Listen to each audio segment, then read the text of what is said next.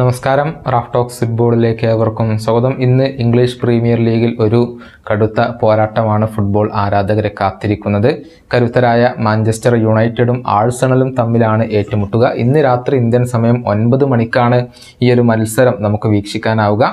Manchester യുണൈറ്റഡിൻ്റെ മൈതാനമായ old ട്രഫോർഡിൽ വെച്ചുകൊണ്ടാണ് ഇന്നത്തെ മത്സരം അരങ്ങേറുക. ഈ മത്സരത്തിന് വളരെയധികം പ്രാധാന്യമുണ്ട്. പ്രത്യേകിച്ച് ആഴ്സണലിനെ സംബന്ധിച്ചിടത്തോളം അവർക്ക് കിരീടം നഷ്ടപ്പെടാതിരിക്കാൻ ഇന്നത്തെ മത്സരത്തിൽ ഒരു വിജയം നിർബന്ധമാണ്.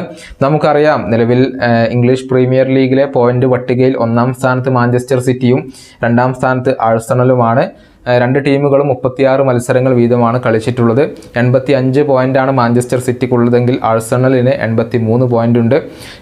ഈ രണ്ട് മത്സരങ്ങളിലും ഇനി ആഴ്സണലിന് അവശേഷിക്കുന്ന 2 മത്സരങ്ങളിലും അവർ വിജയിക്കേണ്ടതുണ്ട്. മാത്രമല്ല, അവശേഷിക്കുന്ന 2 മത്സരങ്ങളിൽ ഏതെങ്കിലും ഒന്നിൽ മാഞ്ചസ്റ്റർ സിറ്റി പോയിന്റ് ഡ്രോപ്പ് ചെയ്യേണ്ടതുമുണ്ട്. അങ്ങനെയാണെങ്കിൽ മാത്രമാണ് ഗണ്ണേഴ്സിന് ഇത്തവണത്തെ പ്രീമിയർ ലീഗ് കിരീടം ലഭിക്കുകയുള്ളൂ.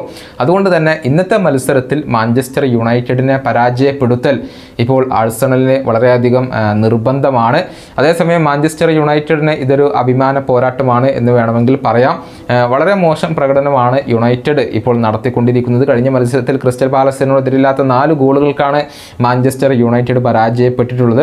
പക്ഷേ ഇന്നത്തെ മത്സരത്തിൽ വിജയിച്ചു കഴിഞ്ഞാൽ തീർച്ചയായും അവർക്ക് ആ ഒരു അഭിമാനം വീണ്ടെടുക്കാൻ കഴിയും എന്നുള്ളതാണ്. അതുകൊണ്ട് തന്നെ ആഴ്സണലിനെ പരാജയപ്പെടുത്താനുള്ള ശ്രമങ്ങൾ സ്വന്തം മൈതാനത്ത് വെച്ചുകൊണ്ട് മാഞ്ചസ്റ്റർ യുണൈറ്റഡ് നടത്തും എന്ന കാര്യത്തിൽ സംശയങ്ങൾ ഒന്നുമില്ല.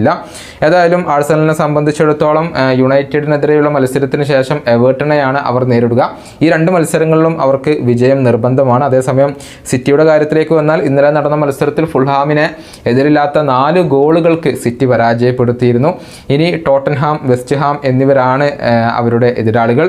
ഈ 2 ടീമുകൾക്കെതിരെയും മാഞ്ചസ്റ്റർ സിറ്റി വിജയിച്ചു കഴിഞ്ഞാൽ അവർക്ക് ഈ ഒരു കിരീടം നിലനിർത്താൻ സാധിക്കും. അതേസമയം ഏതെങ്കിലും ഒരു മത്സരത്തിൽ പോയിന്റ് ഡ്രോപ്പ് ചെയ്താൽ ആ ഒരു കിരീടം ആഴ്സണലിന് ലഭിച്ചേക്കും.